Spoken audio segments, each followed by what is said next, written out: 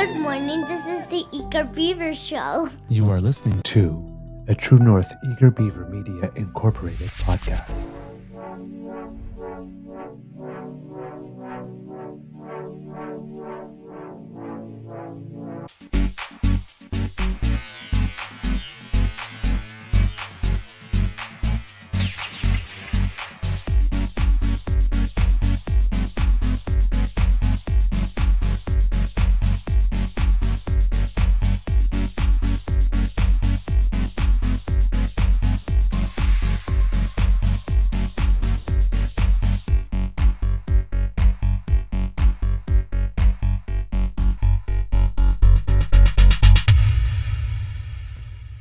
The True North Eager Beaver podcasts are proudly brought to you by our founding sponsors, the Misfit Mysteries from Corvid Moon Publishing, your source for science fiction, fantasy, and cozy mysteries featuring a broad diversity of characters, CanadianTarot.com, your uniquely Canadian online eclectic tarot community, and the Peppermaster, hot pepper sauces made from farm-fresh ingredients to thrill your taste buds and expand your mind.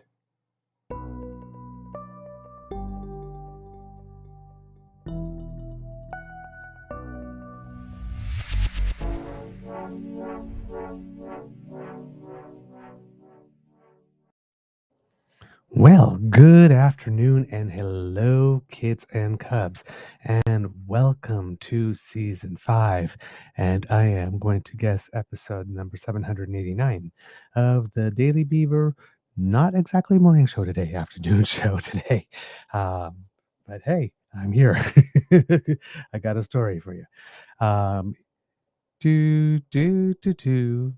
Always 100%. Canadian. Today, recording day is Monday, November 17th, 2025, and it has been a nice day at the Beaver Lodge, but an interesting day here at the Beaver Lodge. I am your host, the Eager Beaver, pronouns he, him, hey, Mr. Beaver A, and not with me as usual is my good friend, Mr. Grizzly. Big thank you goes to our podcast founding sponsors, the Peppermaster, the Misfit Mysteries from Corvid Moon Publishing, and PsychicTarot.ca.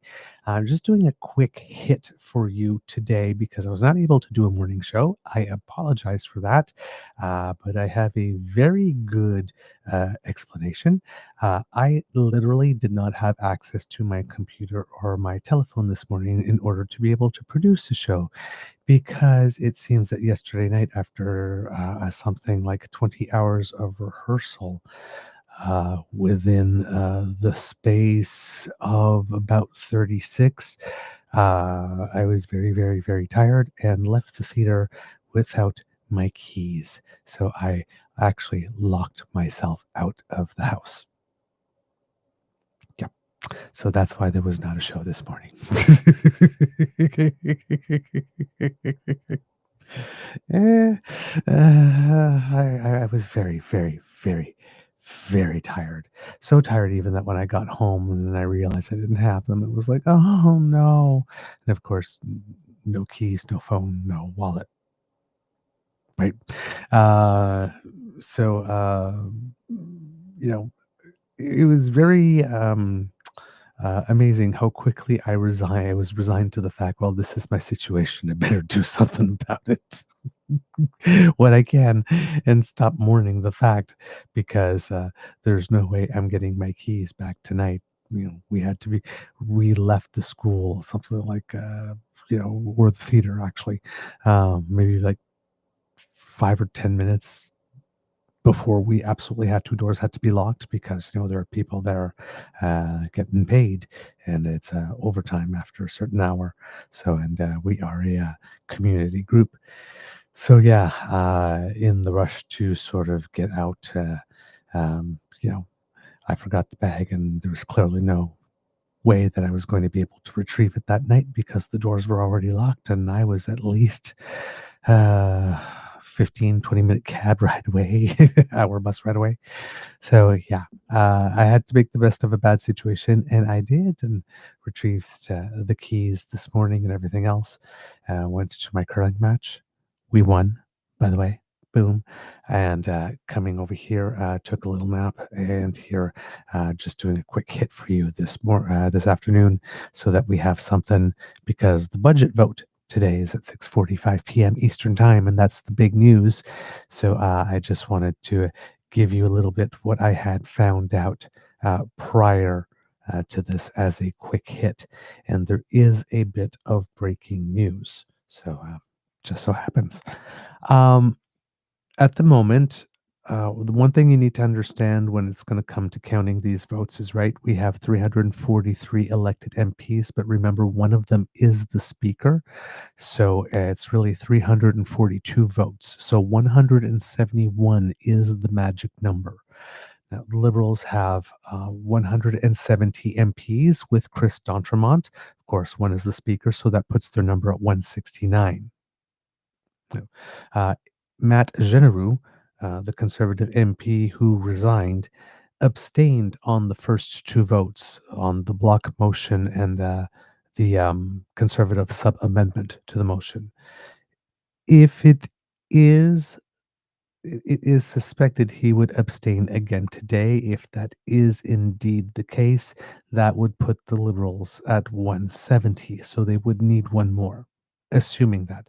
Now, that's a big assumption because Matt Genereux, um, you know, was convinced to retain his seat until the spring. So, but we don't know if he will be there to vote and whether or not he will vote remotely or if he will just decide to abstain because technically he wants out, right? Um, so a lot of people are assuming that that's a safe bet for abstention. Also, potential abstentions are going to come from the NDP, it would appear, in that interim leader Don Davies had said on camera that parties usually vote as a bloc, but the NDP is a party that doesn't actually have official party status, and there's a leadership race. And according to the Toronto Star, according to someone from the NDP, as reported by the Toronto Star, the party is $23 million in debt because, as we mentioned, right, a lot of NDP candidates didn't get 15% of the vote in their ridings, which means they didn't get the refund of their election expenses.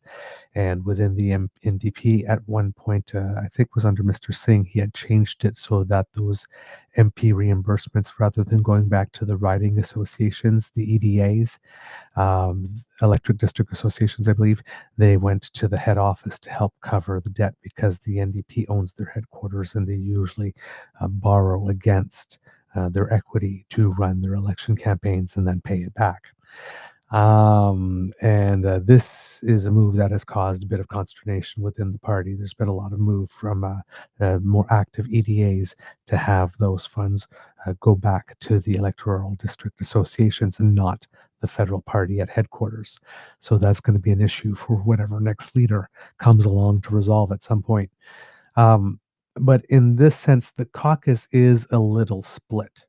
So if Don Davies' early talk of the NDP being a party and they would probably all vote as a bloc has sort of gone by the wayside, and there's almost like a permission structure in there, or he's left the door wide open to abstentions, or maybe even a vote or two for.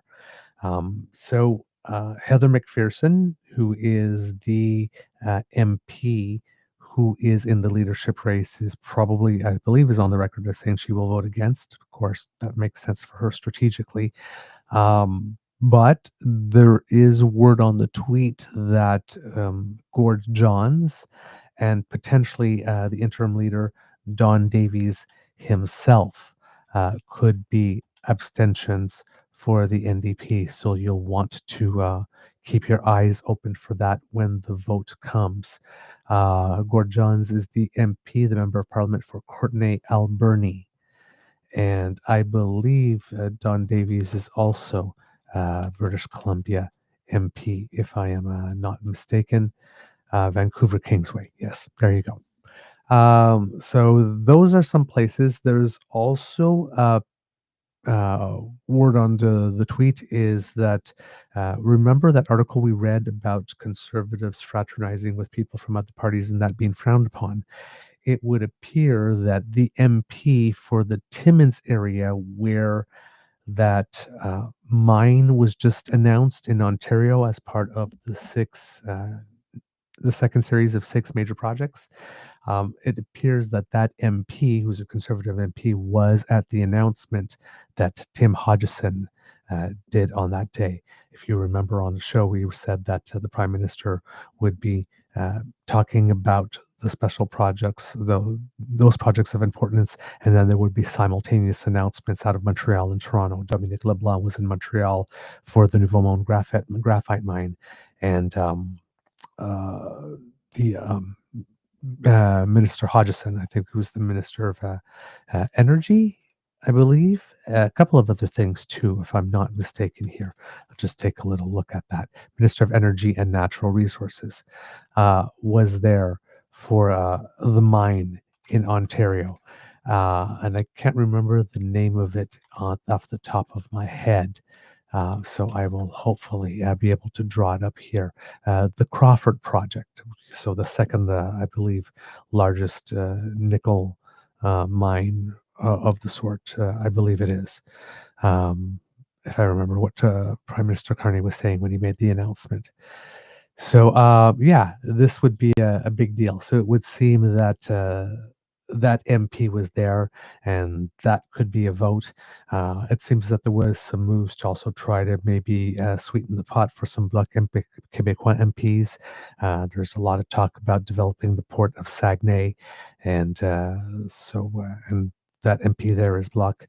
And there's a couple of other, I think, a couple of things in the Gaspé region as well. So there were some attempts in the budget to put some things in to try and encourage some MPs from other parties to vote for the budget as well. So this is what we're looking at the moment. Potential Matt Roux abstentions. See if the Conservatives actually field all their candidates for, or I should say MPs here, for voting in this case, because they did last time. There was 6 or 7, I believe, that didn't vote on the 2 motions. Assuming a Matt Genereux abstention, like I said, that brings to 170. It seems that if there is a Matt Genereux abstention, then the Liberals are at 171 and would get the budget to pass, because it appears that talks between the Liberals and the Greens continued going on, and Elizabeth May has announced that she will be voting for the budget. I have a little clip here for you. This is Elizabeth May putting a question to the Prime Minister in the House of Commons. It was that Elizabeth May was very concerned that nothing about reaching the Paris targets were mentioned in the budget, and had decided to press the Prime Minister to get an on-the-record commitment. So this is her in the House seeking that commitment on the record. And let's see how the Prime Minister responded. Merci. Ma question. Thank you. My question is for the Prime Minister. Agree that it is a deficiency in the budget that our legally binding Paris commitments are not mentioned. Can he confirm here on the floor of this House that in passing this budget, the government is committed to holding to as far below 2 degrees as possible, to funding climate adaptation, to delivering on the nature strategy, and continuing to engage in meaningful Indigenous reconciliation? Mr. Speaker, I'd like to thank the honourable member for advocacy of the Youth Climate Corps, which is in this budget and which this House can vote for. Vote for the future of this country. Mr. Speaker, this budget puts us on the path for real results for climate, for nature, for reconciliation. I can confirm to this House that we will respect our Paris commitments for climate change, and we're determined to achieve them. I can confirm with this House that, consistent with our Kunming Montreal commitments, the nature strategy will release in the coming weeks. We will build this country strong, sustainable, and pure for future generations. So that was a clip that was made available Merci, to ma us, question. Thank you. courtesy of the Green Party of Canada there. So it would appear that she asked for those commitments and she did get them on the record. We'll see how the Prime Minister lives up to them. But that, it would appear, was enough to secure her vote, which means that if that is indeed the case, 171 for the Liberals, and that would mean if all the Conservatives show up to vote with the Bloc and the NDP, it would be 171 to 171 for 342, and then the Speaker of the House would have to cast the deciding vote in this case, and by convention, the Speaker of the House always votes to keep the government going on matters of confidence if the Speaker is called to vote. So this here is Elizabeth May. Ending. A firm commitment to something I hadn't heard before from Mark Carney, Prime Minister, that I'd heard previously from Mark Carney, former Governor of the Bank of Canada, former Governor of the Bank of England, former Special Envoy for Climate Finance to the Secretary General of the United Nations. I heard a firm commitment we will meet our Paris targets. That requires action very soon because the first target we're going to hit is 2030 and then 2035. Legally binding treaty commitments and a commitment to do far more that we've heard in the budget with funding for the Kunming Montreal commitments to nature, to stop beating up on Mother Earth and start the process of CPR. So, against what I had expected to say to you today, I'm going to vote yes for the country, for the planet, and for my hope in the future. The Liberals can't count on me voting confidence in the government again without delivering on the words I heard. So there you have it, kids and cubs. One time only, unless it is followed by meaningful action. But Elizabeth May is on the record here, stating that she will vote yes. This, coupled with the fact that there doesn't seem to be a lot of activity in terms of booking planes and things of the like, and that the Prime Minister is scheduled to be on a flight later tonight to the United Arab Emirates, gives the impression that everybody on the Hill has pretty much agreed or is pretty much uh, um, accepted that this budget somehow will pass, unless, again, we get a last minute plot twist. But for right now, it is looking that there is going to be no election, that the budget will pass, and that and then we will see what happens after that, because there's a lot of promises being made to a lot of people, and it's going to be interesting to see if all of them can be kept. All right, kids and cubs. That's all I got for you in terms of breaking stuff. Quick little bit of news. Otherwise, of course, as you know, the Saskatchewan Roughriders won the Grey Cup, which means Mr. Grizzly was right all the way through in his picks. So trust your Grizzly when it comes to the CFL. He seems to know his stuff there. That's all I'm saying here. As well, kids and cubs, some our Canadian men's or boys under 17 soccer team had to go to a shootout against Ireland in their round of 32 match, and unfortunately lost on at the shootout. But it was a great effort, and it was, I believe, the first time that Team Canada in that age group had made the playoff round. So impressive, and onward and upwards for our junior programs. Some good success and some signs of good stuff for the future. As well, Kids and Cubs, Team Canada took on Team Mexico and Denmark at the Billie Jean King Cup tennis tournament. This is to qualify for the World Zone, and Canada was playing against them too. And Canada fielded, I believe it is Cadence Brace and Victoria Umboko in singles, and Gabriela Dabrowski was there in singles, and there were other players there too, but they are the ones that had most of the court time, and they won all of their matches except for one, and are the team that will advance to the World Group. Canada won it, I believe, a few years ago. Anyway, I don't remember what year exactly, so it would be nice to see them defending. But they are still in it, and they have qualified for the next round. As well, Felix Auger-Aliassime got to the Final Four at the ATP Tour final, but bowed out to Carlos Alcaraz in the semifinal. But with his win to get him there, he rose to number 5 in the world, which is a career high for him as he ends the season, unless he decides to play a little bit to see if he can get to top 4 for a better seeding at the Australian Open. But if not, he will end the year 5th in the world. And again, like I said, career high for him. So that's good news from our tennis players. As well, Kits and Cubs, our long track speed skaters were in action over the course of the weekend, and they did us proud.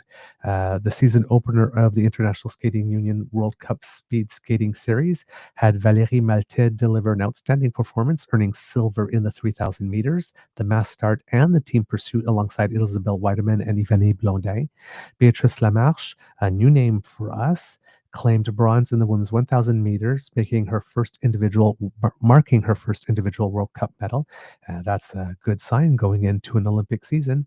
And Antoine Gélina-Beaulieu reached the podium with bronze in the men's mass start. So there you go. Definitely a good weekend for Team Canada. And our speed skating team, long track and short track, seem to be rather strong. So a lot to look forward to in this Olympic season. All right. I believe that is all I have for you today, Kits and Cubs, because I'm back off to rehearsal very soon. So this is it for this episode of the Daily Beaver Morning Show. We hope that you love listening to us because we love making this for you. Remember, sharing is caring and word of mouth is priceless. Priceless. So tell your peeps and poops all about us. All right. Very, very important. If you would like us to help you, Kits and Cubs, well, hey, we have a podcast version of our show for you. And if you would like to go to our pod page made available by the Ray Girl, you scan that QR code, or you go podpage.com/the True North Eager Beaver with a hyphen between each one of those words. And when you click on subscribe, when we have something fresh off the bandwidth, it comes directly to you. If you would like to help us, Kits and Cubs, you can do that by going down to the True North Eager Beaver Media Incorporated YouTube page. That QR code that just appeared in the corner will bring you there. And if you smash with our buttons, like, share, and subscribe, Kits Elaine and Cassie will definitely approve. Plus, it helps us with the algorithm. So thanks for that. And if you would like to help us in other ways, say financially, because we do incur some costs to bring this show to you, the QR code that just replaced the YouTube code on our screen will bring you to the Eager Beaver Lodge Emergency Hydration Fund, otherwise known as our tip jar. A couple of loonies or toonies in there really make our day. And like I said, it helps us with the costs of our show. And we thank you for all of your support, because you got to keep your beaver hydrated. A moist beaver is a happy beaver. Yum, yum, yum, yum, yum. All right. Let's see, what else do we have for you here, Kits and Cubs? Because democracy is something that you do remember, Kits and Cubs, we have House of Commons petition 6679. This one here to have encourage the House to bill that would encourage our MPs to be a little bit more honest, which would be nice, and for there to be some consequences if they are not. We have this one open until November 17th, 2025, and we are at 40,708 signatures, Kits and Cubs. So hopefully we can add yours to it soon if it's not there already. Well, if it's there already, then we can't add yours because you could only sign once. It's very important. It's very important. There are rules. There are rules. Okay. And of course, there's our comments petition. This one here, number 6821, Kids and Cubs. And one is House to introduce a bill that would make it such that Canadian media be owned by Canadians, producing news for Canadians in the best interests of Canadians. So this one's on for a little longer till February 18th, and we've got 6,095 signatures now. So this one's starting to grow here because when we first clued in, I think it had just crossed 4,000. So I'm glad that it's going around and that you are sharing the good word, Kids and Cubs. Thank you so much for that. And of course, Kids and Cubs as well. If I remember correctly, if you live on Prince Edward Island, there is a by-election going on for District 2, Georgetown Ponal, and the leader of the PEI Liberals, Robert Mitchell, will be running in that one, trying to gain a seat in the legislature. The vote will take place on December 8th. And there is also some early voting, however. And let's see, there's still a time for more candidates to be nominated. The candidate deadline is November 21st at 2 p.m. But advance polls will take place on November 29th, December 1st, and December 5th, with voting open from 9 a.m. to 7 p.m. each of those days. All right. Let's see. I guess that's everything. So, kids and cubs, it could be a tough world out there. Please be kind to and gentle with yourself. And, well, I guess I'm going to pretend you're here and that you all told me to cue the cock on 1, 2, 3. Yeah, I hear you. I hear you. I know you. I know you did. I know you will when you see this. So I'm obliging in advance. All right. Amour et bisous, and I will see you tomorrow. You are listening to a True North Eager Beaver Media Incorporated podcast. The True North Eager Beaver podcasts are proudly brought to you by our founding sponsors, the Misfit Mysteries from Corvid Moon Publishing, your source for science fiction, fantasy, and cozy mysteries featuring a broad diversity of characters, CanadianTarot.com, their uniquely Canadian online eclectic tarot community, and the Peppermaster, hot pepper sauces made from farm-fresh ingredients to thrill your taste buds and expand your mind. We are grateful to the Crier Media Network for its support, Pete Jarvis for our artwork, and Paul Joseph Something for our opening and closing sequence music.